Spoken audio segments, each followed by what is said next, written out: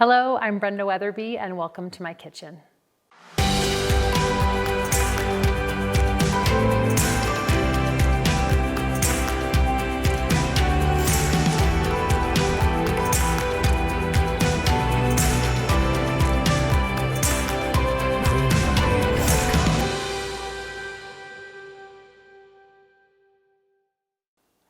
I love cooking pheasant because it reminds me of the days in the field with Wrangler, my bird dog. This recipe is a family favorite, either on Thanksgiving or Christmas, and I'll tell you why. Because most women on those days are in the kitchen slaving away on a turkey, but I am out in the field hunting pheasant, and this recipe only takes about 20 minutes to put together right before the feast begins. One thing I will mention is that the quality of ingredients in this recipe is very important.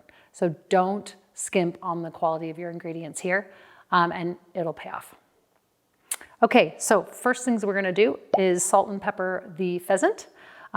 Here I have a fine sea salt that is like a fire sea salt, so it has a little bit of a kick to it, which is great. So we're gonna do that a little bit. I do try to get the BBs out if I can, just so no one breaks a tooth. This is a ground white pepper, so it's a little bit of a specialty. Okay, we're gonna flip these over and do the back side. Same thing.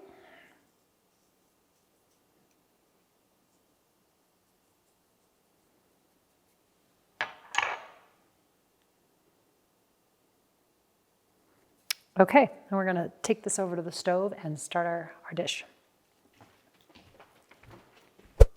Okay, we're gonna start with sauteing our onions. Like I said, the quality ingredients, this is a garlic infused olive oil. We have a really great local place here in Sheridan called Verdello. So find a place like that that you can get vinegars and olive oils and infused sea salt. This is the recipe for those kind of ingredients. Okay, so we're going to let these saute. We want them to get kind of caramelized. And so it's gonna be about 10 minutes. So kind of laying them out in just one single layer and let those caramelize. We will heat our pan for the pheasant. Let that get a little bit warm. Okay. Oh, we also are going to salt the onions with that fire sea salt. If you can't find fire sea salt, it's okay. Sometimes they call it like a chili sea salt. That would work too.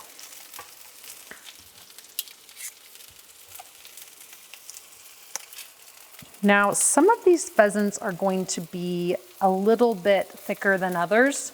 So I'm definitely gonna put the thicker ones on first.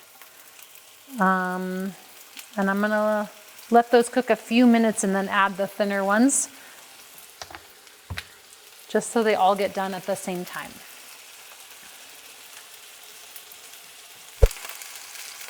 Okay, these have been on just a minute, so we're gonna add the thinner ones. So let's get those on.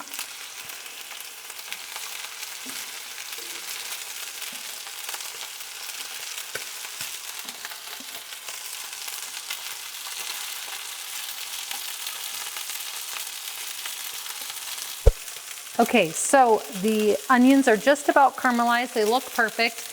We're going to deglaze the pan with about a half a cup of whiskey. Remember, the better the whiskey, the better this is going to turn out.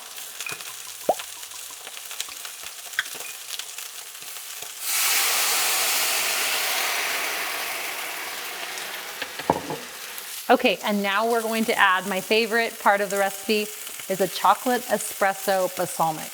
So again, this is at our local place. It makes this recipe. So at least 2 tablespoons. We can always add a little bit more at the end, so we're gonna pour that in there.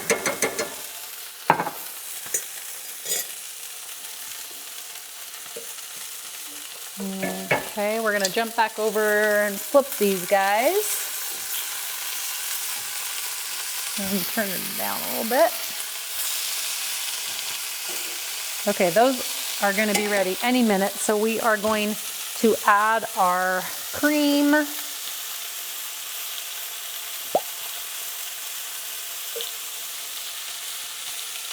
I might need to thin it a little bit, so I have a little extra cream here.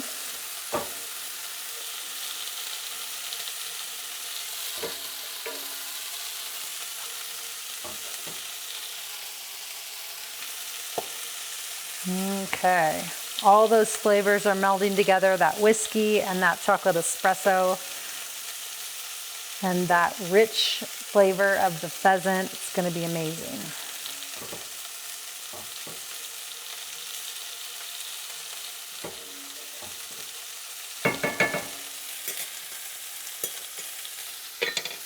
Give it a little taste.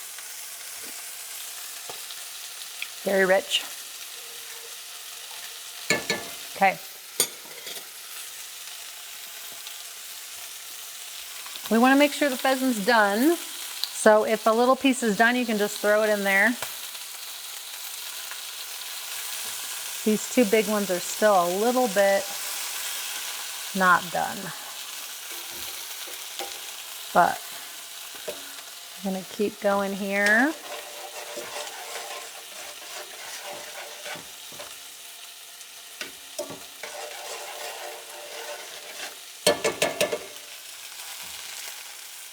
We're looking just a few more seconds.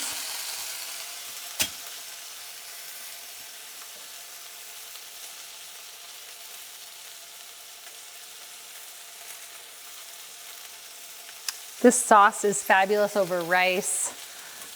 You can put it over mashed potatoes if you want to have the pheasant with the mashed potatoes on Christmas or Thanksgiving. That's fine too. You really can't go wrong. This sauce is unbelievably rich and delicious. Okay, I think we're ready. Add these last few. And we will bring it back to the counter to assemble our finished dish.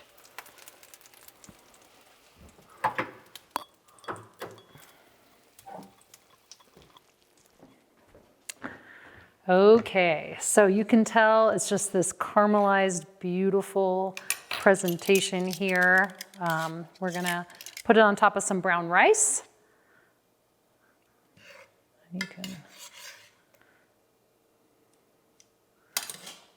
get some of that yummy sauce and some of those caramelized onions. The more sauce, the better. I don't think I had to tell you that, but this is just the best. This pairs with any normal Thanksgiving Christmas side like asparagus or Brussels sprouts or anything else. It's just a perfect Christmas dish. Let's give it a try here.